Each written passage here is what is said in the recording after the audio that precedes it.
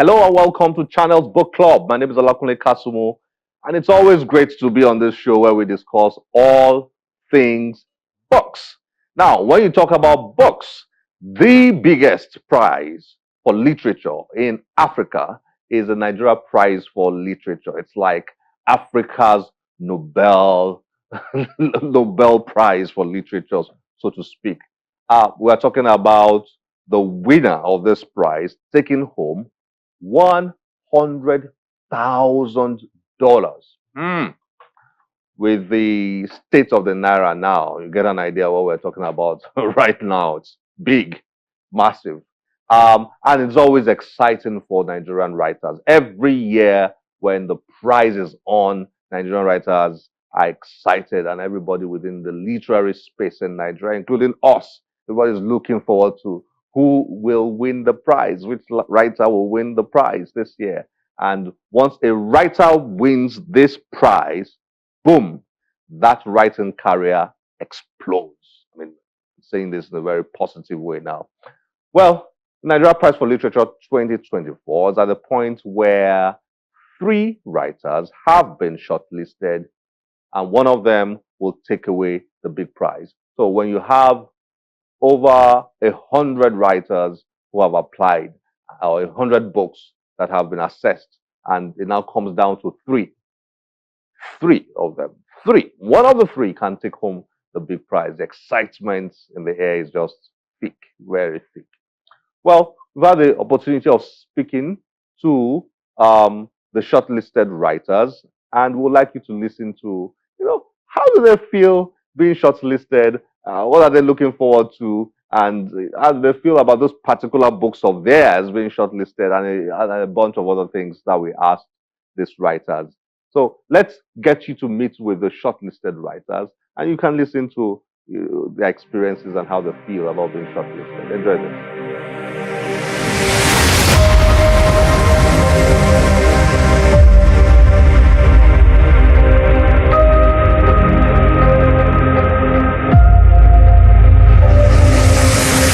I feel so happy. To say that I'm excited is an understatement. I feel very happy.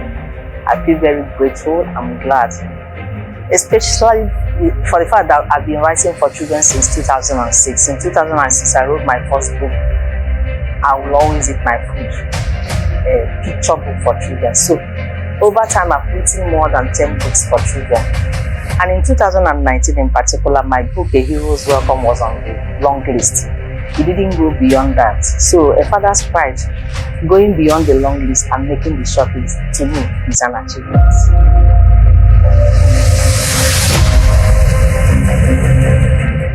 NLNG kept everybody in suspense that day. They kept announcing on their social media, the big announcement is coming up soon, stay tuned, and my heart was just beating. I'm like, let these people just announce this and let everybody know where she or he stands. So eventually, I was checking my mail like every 30 minutes. I would go on Instagram, I would go on Facebook, and eventually I saw NLNG tag me in a reel, and I screamed because when I opened the message and I saw that my book has been shortlisted, and I screamed, and my children came running to the room. Mommy, what is it? And we are all excited. We are just jumping and hugging one another. So it was a very memorable moment for me.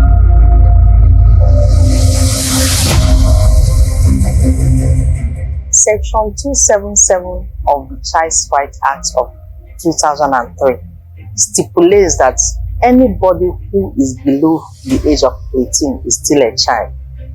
But you see, so many times we treat children as miniature adults. Children should be allowed to be children. We shouldn't take their childhood away from them. And this is one of the things I raised in a father's pride.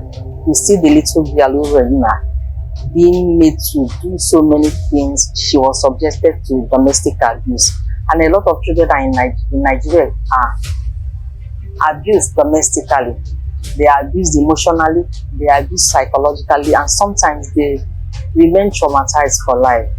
So anybody who is a father's pride, I want that person to have a think on how they treat children around them, their neighbors' children, their relatives, Always remember that any child who is below 18 years is not an adult, is a child and should be treated as a child. The three of us on the short list, we are all potential winners, and I'm very hopeful that a father's pride will win.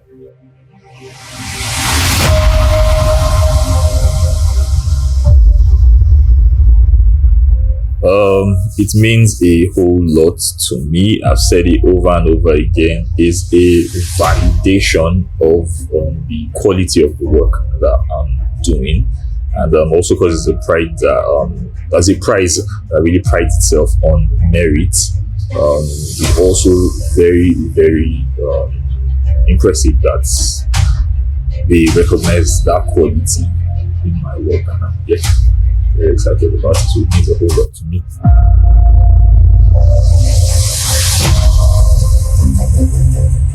The message in it is what makes it special. You can even say extra special as well, because when you think about what it speaks about, there are a number of things that it speaks about. Just like you must have heard about child labor that it addresses. Also the theme of perseverance, the theme of grief, navigating grief as a child, navigating abandonment as a child as well. That theme of what happens to underprivileged children in the streets as well. So bringing all this together in one book, not just as an essay or as if it's some kind of speech, but bringing it together in storytelling. And not just any kind of storytelling that would be attractive to children, because it's children's literature that we're talking about. So I think that's one of the major things that makes it special, the fact that I can speak to children like that and they understand. I mean, I've gotten a lot of feedback from children where they really felt the emotions in the book. So I think that makes it a really special book.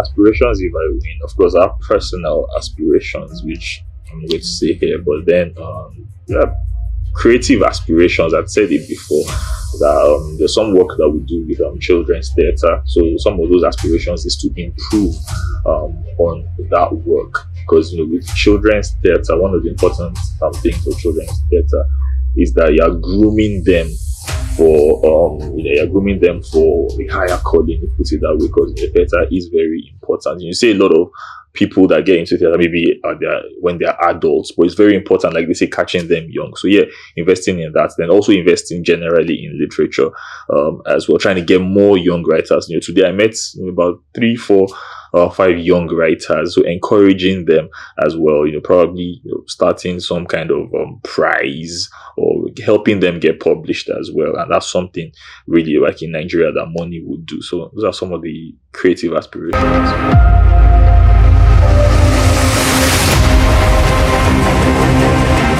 Read. Everybody should read. And when we say children's literature, most people just think that, it's only children. I mean, we saw that a lot of adults also read those books and they enjoyed them as well. So disavow yourself of that kind of thoughts that children's books are just for children. Read them as well. And just like somebody also said in the hall during the event as well, I think parents also really need to read so that your children see you reading and then they're also interested in reading as well. Trust me, if we had more readers, we would have a better society.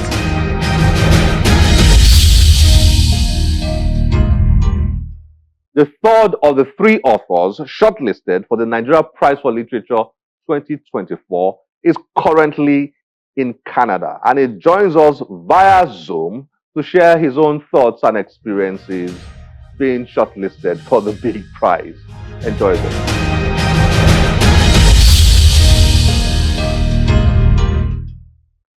Dr. Uche, nice to have you on Channels Book Club.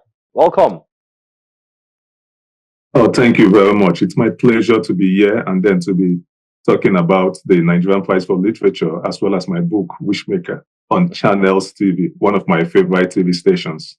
Wow, it's good to hear that. The Nigeria Prize for Literature is the biggest literary prize in Africa, and we're always very eager to follow the news, or should I say, spread the news on the Nigeria Prize for Literature. So we're very proud of what this literary prize has done within the literary space, not just in Nigeria, but across the Mhm. continent. And you have been shortlisted for the Nigeria Prize for Literature 2024. That's a big one. How do you feel? This, well, words, even though I'm a writer, words cannot simply describe what I'm feeling right now. So I'll just say I feel very honored and delighted and grateful that the judges of the Nigerian Prize for Literature selected my book as one of the 3 books on their shortlist. And I think it's really fulfilling for me. Thank you. So, how are you looking forward to the big nights when the winner of the prize for literature 2024 will be announced? I know there will be, having spoken to people in your position over the years, I know you will be on the edge a bit, and you'll be eager to hear the final news.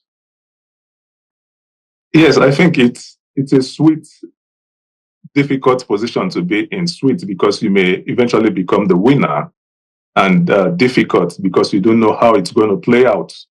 You may be the winner, you may just be a finalist.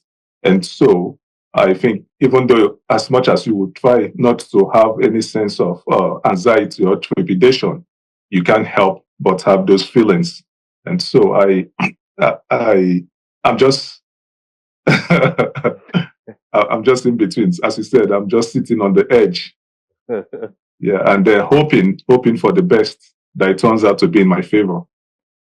What are your thoughts about your two shortlisted authors? Have you had the opportunity of reading their works or any kind of familiarity with their works in the past? I think Ndidi and Familolu, they are amazing writers, and I'm honored and privileged to be in their midst. And I think they've done so much for the Nigerian literary communities. Both of them, they've also been on the long list of the Nigerian Prize for Literature in different categories, and they've won prizes under the Association of Nigerian Authors. So I think they are worthy uh, fellow finalists. You seem to be in a very unique position. Forgive my knowledge of history of Nigeria Prize for Literature in this particular regard, but I'm wondering if you are the first to have won the Nigeria Prize for Literary Criticism and now shortlisted to win the big one. If you were to win the big one, would you be the first? Yeah, I would say I wish you were a prophet who can see into the future. So, so if I follow your prophecy, I think that would be correct, and Okay. I think it would be a rare privilege and a great honor to be able to have both prizes. Wow, that's interesting. That's really interesting.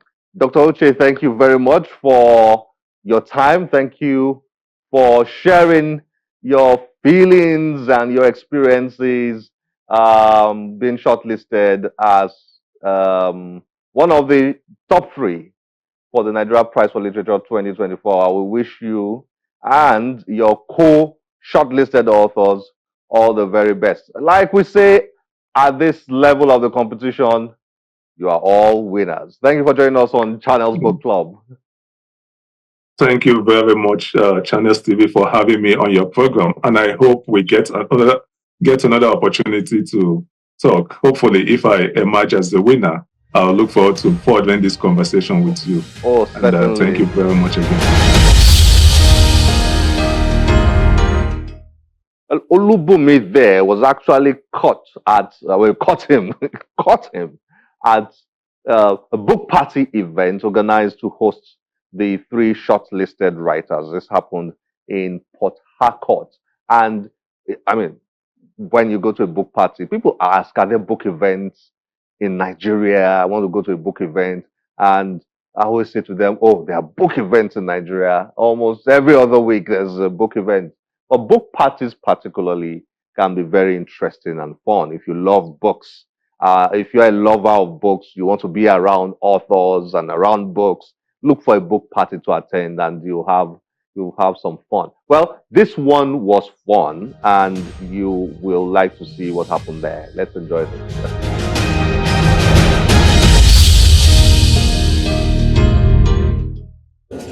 Well, we're going to do this digital. It's the 2024 Nigeria Prize for Literature Port Harcourt Book Fest.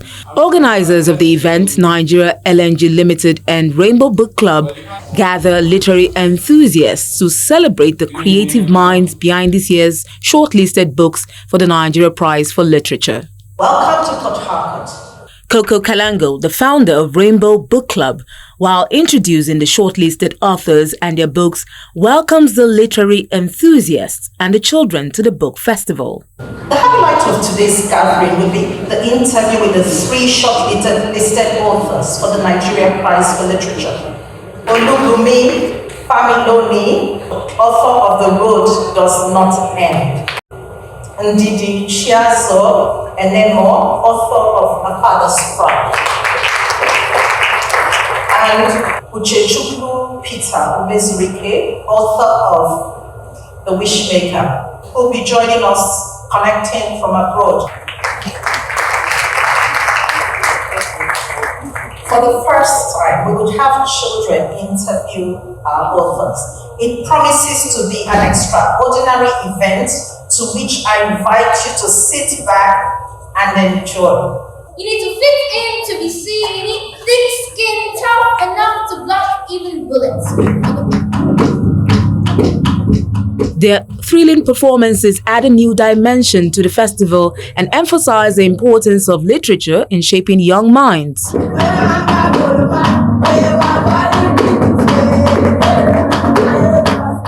The Nigeria LNG Limited representative, senior management member Sophia Hosfall, speaks on the books. Congratulations to Ndidi Chiazor, author of A Father's Pride.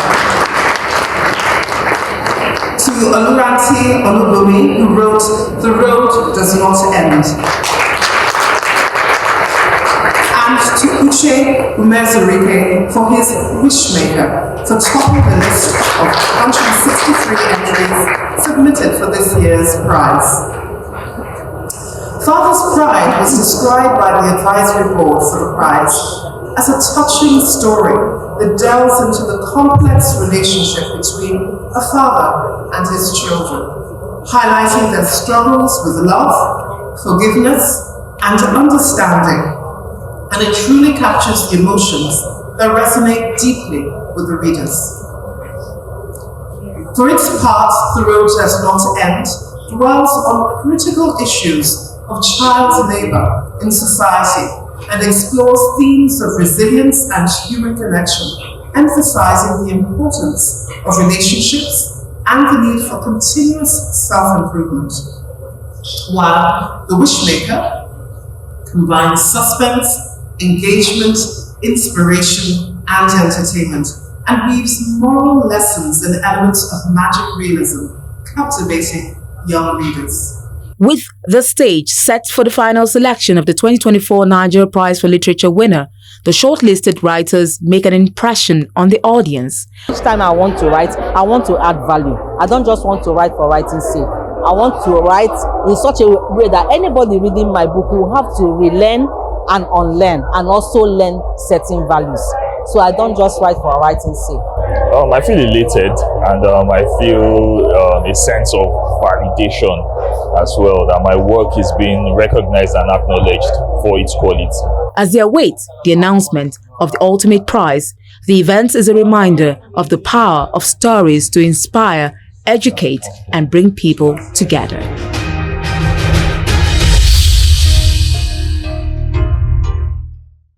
Up next is an event that took place not too long ago. There's a new book in town, one that you absolutely have to lay your hands on and read. I'll allow this report to tell you about this.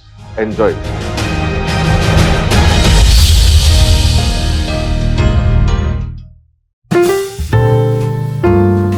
Family, friends, colleagues, and associates are present in this hall to celebrate Margaret Olili on the launch of her debut book, Chorals of Youth. As a child, it was not the case of the devil and the deep blue sea. It was a case of one level of torment to another. A cube of sugar at the end of the ordeal was the welcome reprieve. My father was very health conscious and had these health and you book selections. Malaria and all such health nuisance were often confronted first with more natural options. Either you ran the illness out of your system or you had the agbo treatment with dogonyaro first before taking nivaquine. Olele, who is the Chief Executive Officer and Executive Secretary of the American Business Council in Nigeria, documents her communal memoir in the 10-chapter book. One of the feelings I have reading the book is her son and nephew, who were panelists on the occasion, speak on the book being a family history and how personal it is for them. Having a family-oriented life, being vulnerable to your children. I saw how my grandfather, who I never met, acted to his children. I saw my grandmother, be firm, but also be very supportive, be very passionate, be strict, and also caring, be religious. Every single thing, all those items are very, very important in growing up. It really transcends from her childhood into how I was raised, especially in addition with how she was raised as a Catholic, how that also transcended to as well, the cultural traditions too as well. So it's just really, I think the word is a cycle of life. So it flows from one generation to another generation. Delivering his role as the book reviewer, Uchechukwu Obiaya, the Dean, School of Media and Communication, Pan Atlantic University, explains the core messages of the book. Corals of Youth evokes a sense of nostalgia as Maggie carefully unwraps these nuggets of memory. We're all very familiar, I dare say, with the adage that it takes a village to raise a child. Corals of Youth demonstrates that a child is molded not only by its immediate family, but by the very society in which it finds itself. In her remarks, the author, who is very passionate about the arts and creative space, speaks on the why she wrote the book. I just wanted to capture, it's almost like in some kind of time capsule. You need to capture a time when things were good. I mean, there were realities that were not so good, but when things were good, to have that almost as a medicine when you go through bad times. As an individual with over 30 years of experience engaging government in Africa on behalf of the private sector and 25 years of leadership experience, Olele speaks on how she intends to make more impact in the society. I would say that the beginning or the test of how well I've succeeded is when somebody that's working with me begins to imagine that he or she is better than I am, and I feel very happy. And they are quite independent and they do their things. So that's one. I think you can't be a leader without doing not just your protege, but creating people who can, who help the society and do things for themselves and for the society. Corals of Youth is an odyssey of self-discovery of Nigeria's history and rich cultural heritage through the eyes of a young girl between the 1970s and 90s.